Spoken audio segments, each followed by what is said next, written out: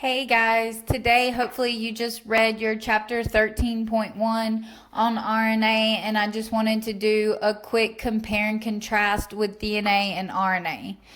Remember that all cells have the same DNA. For example, your skin cells, red blood cells, nerve cells, they all have the same DNA. And what makes those cells different is which genes are transcribed into RNA. Certain cells only have certain genes turned on.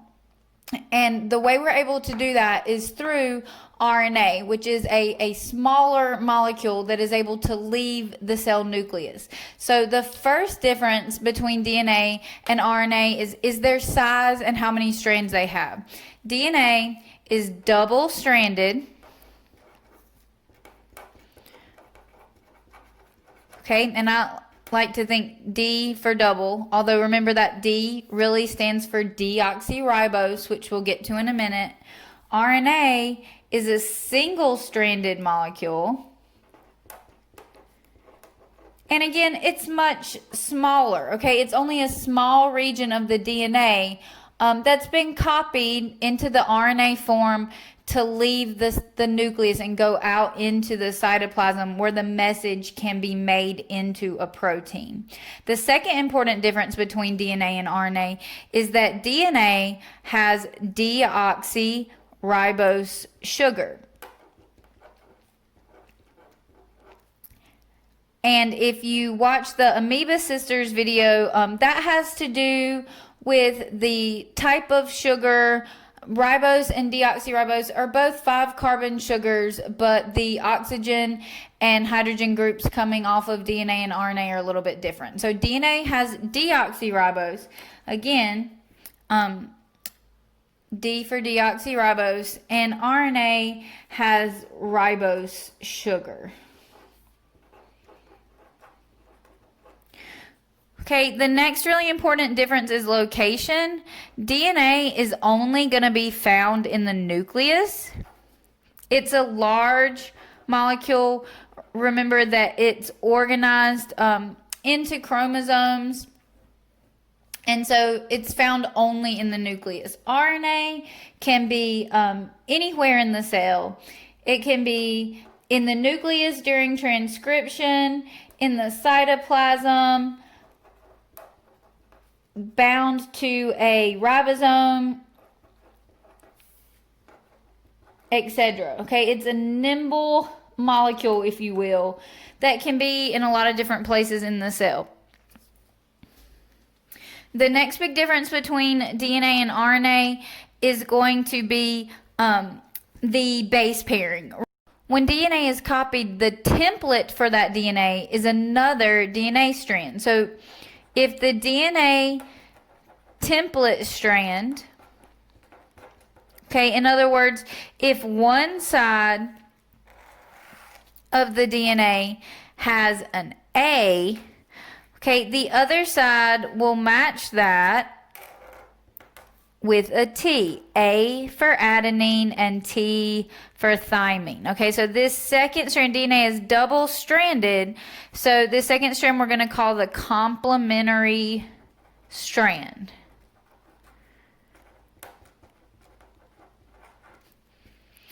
Okay, so A's go together and T's go together. The excuse me, the base adenine pairs with the base thymine. The way I remember that is the stick letters go together and then our curvy letters go together. Guanine always pairs with cytosine. Okay, so that is our base pairing in our DNA molecule. RNA is a little bit different because it's not a double-stranded molecule. Excuse me. It has a single strand, but it does use DNA as the template strand. Okay, it has a DNA template strand, and then RNA is single-stranded.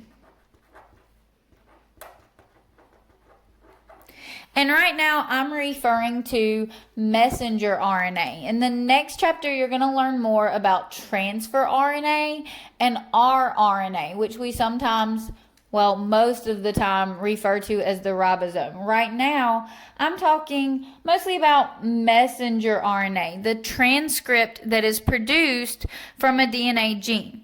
Okay, so on the template strand, if the DNA template strand has an A, RNA does not have thymine. It does not have T's. So the RNA strand matching it will be U, okay, for uracil. Okay, the remainder of the base pairing works the same way. If the DNA template strand has a T, RNA can read and match that T. It just doesn't have it. It will match the T with an A, just like we saw in DNA replication. If the DNA template strand is a G, RNA will match that with a C, and if it is a C, RNA will match that with a G. So the RNA strand that's produced is produced from a DNA template strand during transcription. We make RNA when a protein needs to be produced. The RNA is transcribed and it will leave the nucleus to make a protein, which you're going to learn about in the next chapter. Okay, with DNA, when DNA is copied, that's going to be during DNA replication. And remember, DNA replication happens before a cell divides to ensure that both cells have the correct amount of DNA. So again, these are our big differences. Let me zoom out for you, okay, that I want you to keep in mind as you're moving through this chapter. Okay, the purpose of DNA is to be a blueprint. It holds all the information needed for an organism.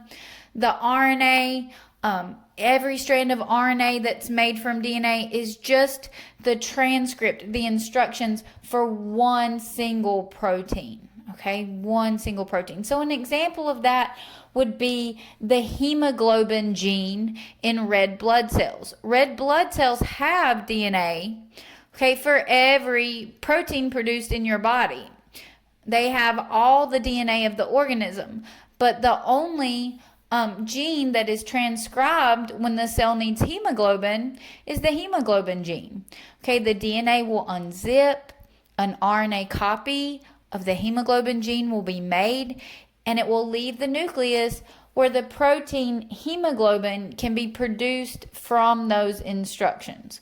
So those are the main differences between DNA and RNA, if you'll keep those in mind as you move forward into the next chapter. Thanks, guys.